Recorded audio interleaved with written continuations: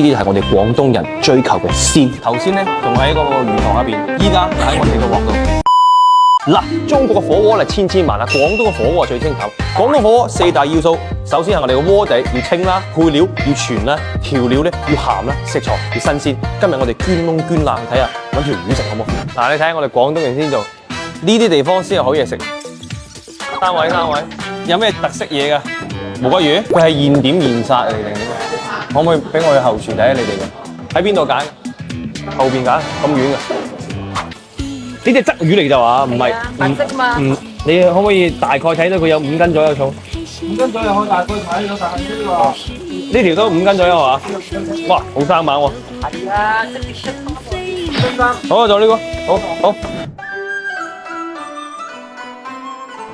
哇，咁點食啊？呢個剪落去啊，即係咁就慢慢浸佢4分鐘，浸佢4分鐘，就慢慢攤佢嘅魚肉，係嘛？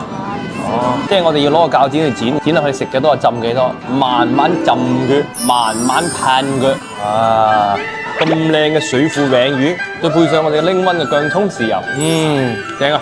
成個魚個香味係顯出嚟嘅，即係魚同葱、薑葱豉油咧係好夾噶嘛，同埋佢個肉質好鮮嫩。多謝。哇，太滑啦，唔好意思啊。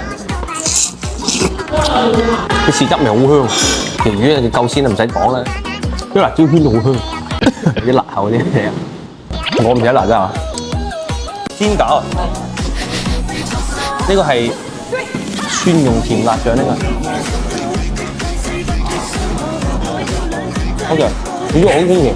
嗱，3個人埋單2嚿水左右啦，份量咧其實係好大嘅，性價比算好高，因為佢用料咧食得出係好新鮮嘅，呢啲係我哋廣東人追求嘅鮮。